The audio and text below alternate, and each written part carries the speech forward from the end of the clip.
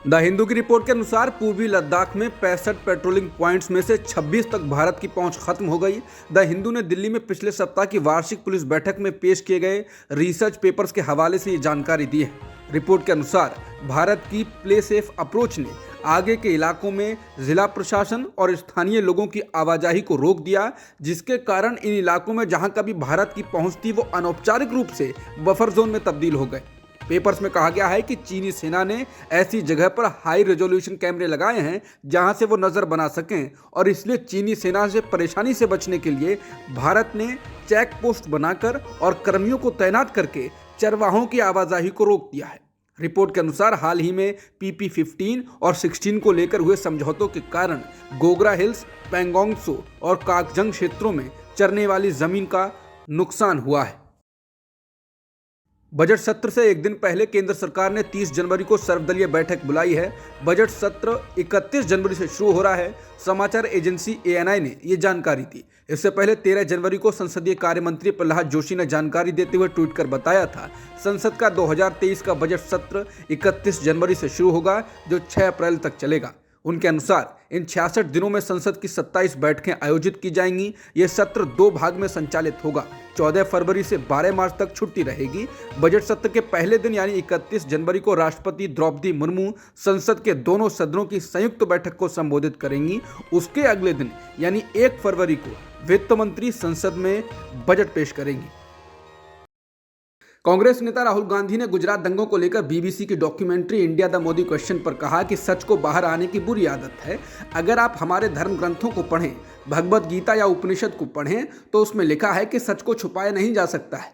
राहुल ने प्रेस वार्ता के दौरान एक पत्रकार के सवाल के जवाब में कहा कि आप बैन लगा सकते हैं, प्रेस को दबा सकते हैं, संस्थाओं को नियंत्रित कर सकते हैं, CBI और ED का इस्तेमाल कर सकते हैं, लेकिन सच तो सच है, ये चमकता रहता है और सच को बाहर आने की बुरी आदत है। उन्होंने आगे कहा, आप चाहे कितना भी बैन लगा दें, लोगों को डराएं, लेकिन ये सब कुछ सच को बाहर आने से रोक नहीं सकता है।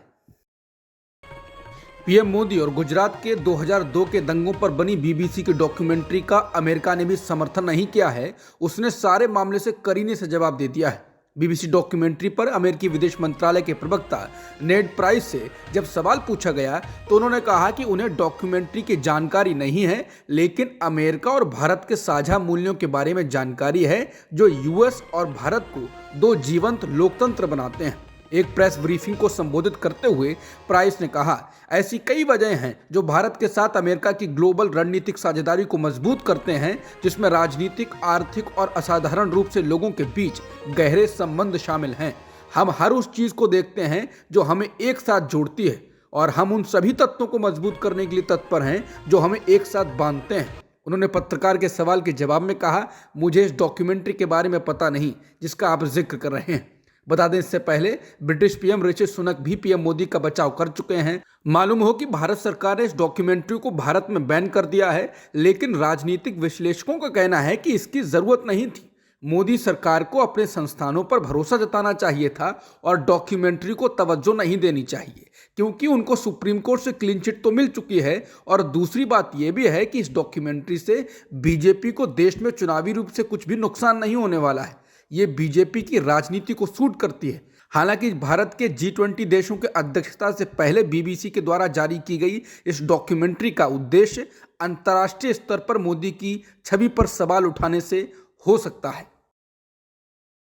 हैदराबाद विश्वविद्यालय में BBC की गुजरात दंगों को लेकर बनाई गई documentary India the Modi question को दिखाए जाने को लेकर नया विवाद हो गया और विश्वविद्यालय ने शिकायत के बाद जांच के आदेश दिए हैं। स्क्रीनिंग पर आपत्ति जताते हुए RSS से जुड़े छात्रों के समूह अखिल भारतीय विद्यार्थी परिषद यानी ABVP ने विश्वविद्यालय प्रशासन से शिकायत दर्ज कराई है और एक्शन लेने की मांग की। इसको लेकर विश्वविद्यालय की ओर से कहा गया कि प्रशासन ने कैंपस सुरक्षा विभाग से इसको लेकर विस्तृत रिपोर्ट मांगी है। वहीं ABP की ओर से अभी पुलिस में शिकायत नहीं दी गई है। बता दें, JNU में भी BBC की इसी डॉक्यूमेंट्री को दिखाने के लिए कार्यक्रम रखने की बात सामने आई, लेकिन प्रशासन ने इस कार्यक्रम को रद्द करने का आदेश जारी कर दिया है।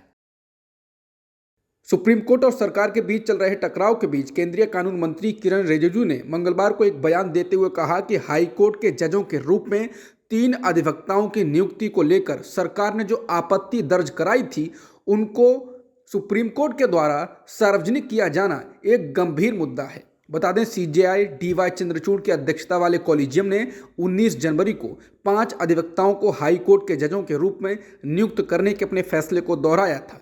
कॉलेजियम द्वारा इन वकीलों के नाम तीसरी बार सरकार के पास भेजे गए थे। सुप्रीम कोर्ट ने इन नामों पर सरकार की आपत्ति को और अपने जवाब की पुनरावृत्ति को सार्वजनिक कर दिया था।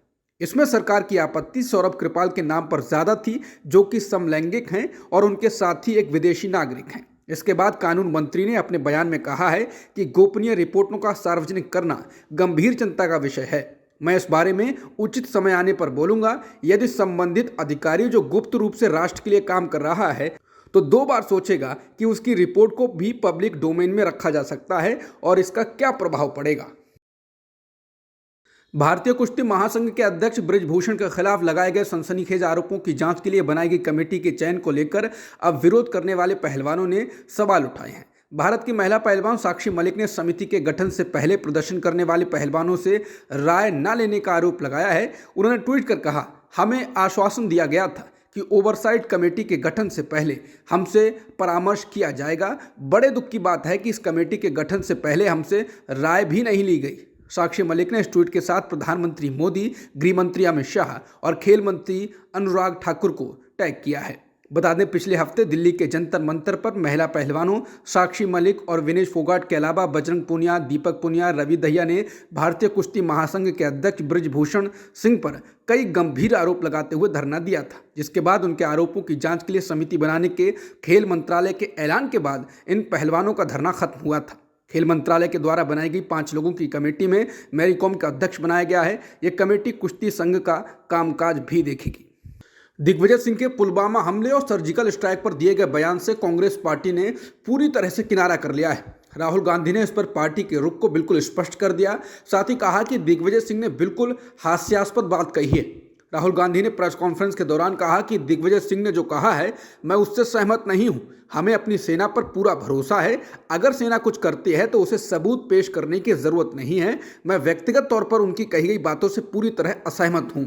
इस दौरान जब पत्रकारों ने सवाल पूछा कि दिग्विजय सिंह ने पहले भी अपने बयान से पार्टी को मुश्किल में डाला है, लेकिन उनके खिलाफ एक्शन क्यों नहीं लिया गया, इसके जवाब में राहुल गांधी ने कहा कि कांग्रेस एक लोकतांत्रिक पार्टी है, ना कि तानाशाही वाली।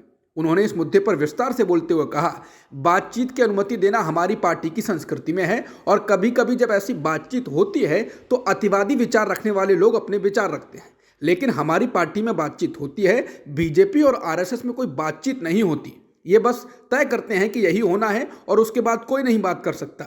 राहुल ने नोटबंदी का उदाहरण देते हुए कहा कि प्रधानमंत्री एक सुबह उठते हैं और कहते हैं कि हम नोटबंदी करने जा रहे हैं, ऐसे ही जीएसटी लागू करते हैं जो कि देश की रीढ़ को पूरी तरह से तोड़ देती है। ऐसा इसलिए क्योंकि आप बातचीत नहीं कर रहे हैं। राहुल ने कहा कि हमें लगता है कि बातचीत बहुत महत्वपूर्ण है, लेकिन कभी कभी जाहिर है हर बातचीत में ऐसे लोग होते हैं जो हास्यास्पद बातें कहते हैं, और इस मामले में मुझे एक वरिष्ठ नेता के बारे में ये कहते हुए खेद है, लेकिन दिग्विजय सिंह जी ने एक हास्यास्पद बात कही है। राहुल गांधी ने प्रेस कॉन्फ्रेंस के दौरान गुलाम नबी आज़ाद पर तंज कसते हुए कहा कि उनकी पार्टी के 90% नेता तो हमारे मंच पर बैठे थे। दरअसल राहुल गांधी से जब पत्रकार ने सवाल पूछा कि उन्होंने पूर्व मंत्री चौधरी लाल सिंह, गुलाम नबी आज़ाद या बाकी क्षेत्रीय दलों को भारत जोड़ो यात्रा में तरजीह क्यों नहीं दी, इस पर राहुल गांधी ने कहा कि वो पूर्व मंत्री लाल सिंह की भावनाओं की सराहना करते हैं, उन्होंने यात्रा का स्वागत किया। राहुल ने गुलाम नबी आज़ाद पर कहा कि गुलाम नबी आज़ाद के 90% नेता तो उनकी पार्टी में हैं, वो मंच पर ही थे, बस उस तरफ सिर्फ गुलाम नबी आज़ाद ही रह गए हैं। इस दौरान राहुल ने हल्की सी मुस्कुराहट के साथ कहा कि अगर उन्होंने किसी तरह से उन्हें कोई दुख पहुंचाया हो तो वो उसके लिए माफ़ी मांगते हैं। अंत में राहुल गांधी ने कहा कि वो अच्छे आदमी हैं। एमसीडी के मेयर का चुनाव आज मंगलवार भारी हंगामे के बाद फिर से टल गया। पीठासीन अधिकारी सत्या शर्मा ने कहा कि दोनों तरफ से नारेबाजी हो रही है, ऐसे में आगे की कार्रवाई नहीं चलाई जा सकती। इसके बाद उन्होंने सदन को अनिश्चितकाल के लिए स्थगित कर दिया। एमसीडी सदन में मेयर चुनने से पहले मनोनीत पार्षदों और निर्वाचित पार्षदों को भारी सुरक्षा में शपथ दिलाई गई। इसके बाद मेयर का चुनाव होना था, लेकिन शपथ के बाद हंगामा शुरू हो गया। सदन की अध्यक्षता बीजेपी पार्षद सत्य शर्मा कर रहे थे, जिन्हें लेफ्टिनेंट गवर्नर वी के सक्सेना ने पीठासीन अधिकारी नियुक्त किया था। एमसीडी के मेयर का चुनाव टलने के बाद एमसीडी प्रभारी और आप नेता दुर्गेश पाठक ने कहा कि बीजेपी के पास संख्या नहीं है, इसलिए उन्होंने हाउस को स्थगित किया है। हमारे सभी पार्षद यहीं बैठे हैं, दम है तो आकर वोटिंग करवा लीजिए, दिल्ली की जनता के जनादेश का सम्मान करें। पाठक ने कहा कि आम आदमी पार्टी की मांग मेयर का चुनाव आज ही हो। इससे पहले बीजेपी सांसद हंसराज हंस ने कहा था कि आज बीजेपी का ही मेयर चुना जाएगा। दिल्ली नगर निगम के मेयर का चुनाव फिर से टाल दिए जाने को लेकर दिल्ली के उप मुख्यमंत्री मनीष सिसोदिया ने बीजेपी पर निशाना साधा है। उन्होंने ट्वीट कर कहा कि बीजेपी पहले एमसीडी चुनाव से भागी, जनता ने चुनाव में हरा दिया तो अब मेयर चुनाव से भाग रहे हैं। सिसोदिया ने आगे लिखा, भाजपा का मतलब है भागती जनता पार्टी।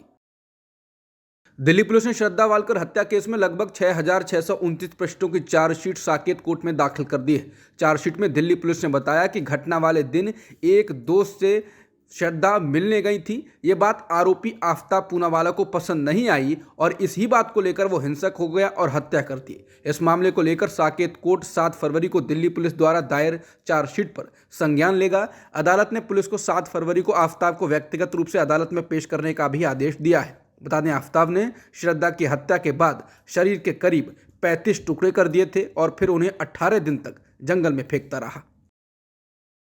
समाजवादी पार्टी के एमएलसी और पूर्व मंत्री स्वामी प्रसाद मौर्य के खिलाफ रामचरितमानस पर कथित तौर पर विवादित बयान देने के मामले में एफआईआर दर्ज कराई गई है। लखनऊ के हजरतगंज पुलिस स्टेशन में यह शिकायत ऐशबाग निवासी शिवेंद्र मिश्र ने दी। उनकी शिकायत पर पुलिस ने एक्शन लिया है। बिहार के बाद यूपी से मौर्य अकेले नेता हैं जिन्होंने इस मुद्दे पर बयान दिया था। बीजेपी की तरफ झुकाव दिखाने वाले सुहेलदेव पार्टी के अध्यक्ष ओम प्रकाश राजभर ने भी आज मंगलवार को स्वामी प्रसाद मौर्य पर कथित विवादित बयान के लिए हमला बोला था। उन्होंने मंगलवार को बस्ती में कहा कि अखिलेश यादव मौर्य को फौरन पार्टी से बाहर निकालें।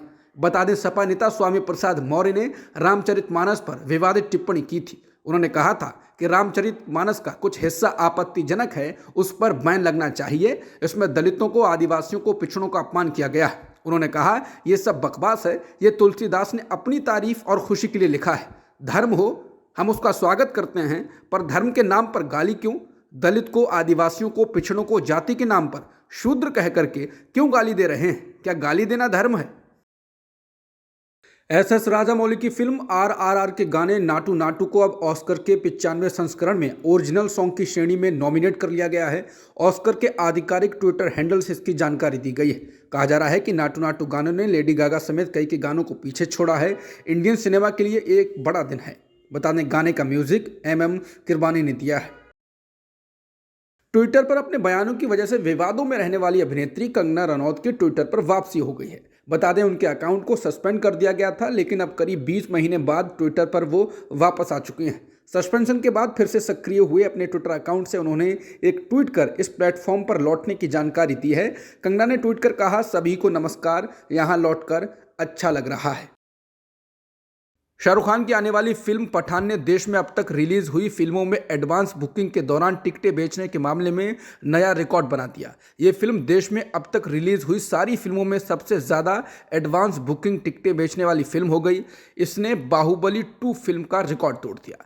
25 जनवरी को रिलीज हो रही फिल्म पठान की एडवांस बुकिंग में 6,63,000 से ज़्यादा टिकटें अब तक बिक चुकी हैं। किसी हिंदी फिल्म की रिलीज से पहले एडवांस बुकिंग में बिकी अब तक की सबसे ज़्यादा टिकटें हैं। इससे पहले नंबर 1 पर फिल्म बाहुबली 2 रही है, जिसने रिलीज से पहले 6.50 लाख टिकटें बेची थी। बता दें, पठान फिल्म का काफ़ी विरोध भी हुआ है, लेकिन उसके बाद ये और चर्चा में आ गई। अब सबकी नज़र ओपनिंग पर और उसके बाद फिल्म की होने वाली कमाई पर है। अमेरिकी गन कल्चर अब उसी के लिए बड़ा खतरा बन गया है। अमेरिकी मीडिया ने मंगलवार को बताया है कि देश में शूटिंग की 3 घटनाओं में 9 लोगों की मौत हो गई है। अमेरिकी न्यूज़ चैनल CNN के मुताबिक इस साल सिर्फ 24 दिनों में यूएस में कम से कम 39 बड़े पैमाने पर शूटिंग की घटनाएं हुई। ये आंकड़े चौंकाने वाले हैं। इसका मतलब है कि इस साल अमेरिका में पिछले साल की तुलना में अधिक सामूहिक गोलीबारी हुई है, जबकि 2023 का पहला महीना चल रहा है। एवरीटाउन रिसर्च एंड पॉलिसी रिपोर्ट के अनुसार अमेरिका में बंदूक से हत्या की दर अन्य उच्च आय वाले देशों की तुलना में 26 गुना अधिक है और बंदूक से आत्महत्या की दर लगभग 12 गुना अधिक है। अब तक की खबरों में इतना ही। बाकी खबरों के लिए बने रह सकते हैं आप सत्य हिंदी के साथ। नमस्कार।